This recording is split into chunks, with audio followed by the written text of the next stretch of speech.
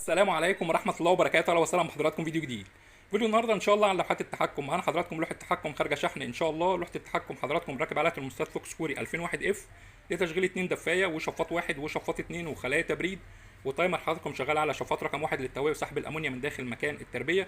شفاط رقم 1 حضراتكم بياخد امرين، الامر الاول من الترموستات في حال ارتفاع درجات الحرارة، والامر الثاني من التايمر للتهوية وسحب الامونيا من داخل مكان التربية. مفيش مشكلة لو الشفاط خد امرين في نفس الوقت، الامر الاول من الترموستات والامر الثاني من التايمر، مش بيحصل معانا قفله ولا اي حاجه. وتايمر تاني حضراتكم شغال على خلايا التبريد، وتايمر تالت شغال معانا للفانات لتقليب الهواء، واخر حاجه معانا حضراتكم الرطوبه، وطبعا لمبه لقراءه الفولت، ومعانا كمان مفتاح الطوارئ بنضغط عليه لا قدر الله في حاله اي مشكله.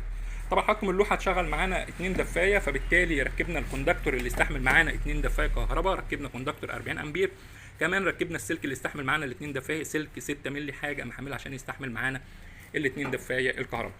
طبعا حضراتكم اللوحه راكب عليها ترموستات فوكس كوري 2001 اف، ترموستات 4 مرحله. يعني ايه 4 مرحله؟ يعني كل مرحله تقدر تظبطها درجات الحراره اللي حضرتك عايزها. يعني تقدر تظبط الدفايات على درجات الحراره اللي حضرتك عايزها، شفاط رقم 1 على درجات الحراره اللي حضرتك عايزها، شفاط رقم 2 على درجات الحراره اللي حضرتك عايزها، واخر حاجه معانا خلايا التبريد على درجات الحراره اللي حضرتك عايزها. يعني مثلا هنظبط معانا دلوقتي اللوحه على درجات حراره الاسبوع الاول. هنظبط الدفايات على درجات حراره 31، معنى كده لو درجات الحراره قلت عن 31 الدفايات تشتغل معايا ترفعها ل 31. هنظبط شفاط رقم 1 على درجة حرارة 34، معنى كده لو درجات الحرارة رفعت عن 34 شفاط رقم 1 هو اللي يشتغل.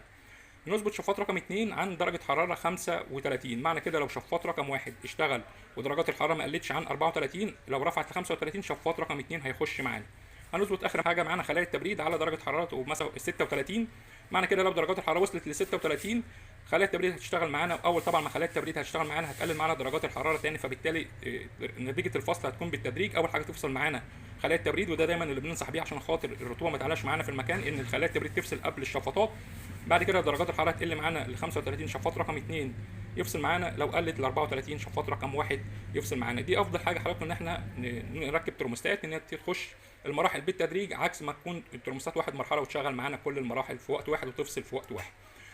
طبعا حضراتكم راكب تايمر على خلايا التبريد، وده اللي بننصح بيه ان الغطس ما يفضلش شغال على طول، تركب تايمر على خلايا التبريد. افضل وقت نظبط بيه التايمر هو بيكون دقيقه تشغيل و5 دقائق ايقاف. دقيقه تشغيل ان الورق يتغرق معانا ميه، 5 دقائق ايقاف طبعا الورق مش هيلحق يجف قبل 5 دقائق. التايمر حضراتكم بياخد امر من الترموستات، والتايمر بيدي امر الغاطس خلايا التبريد حسب الوقت اللي احنا ظابطينه. زي ما وضحت لحضراتكم افضل وقت هو دقيقه تشغيل و5 دقائق ايقاف. هنشوف حضراتكم طبعا اللوحه من الداخل.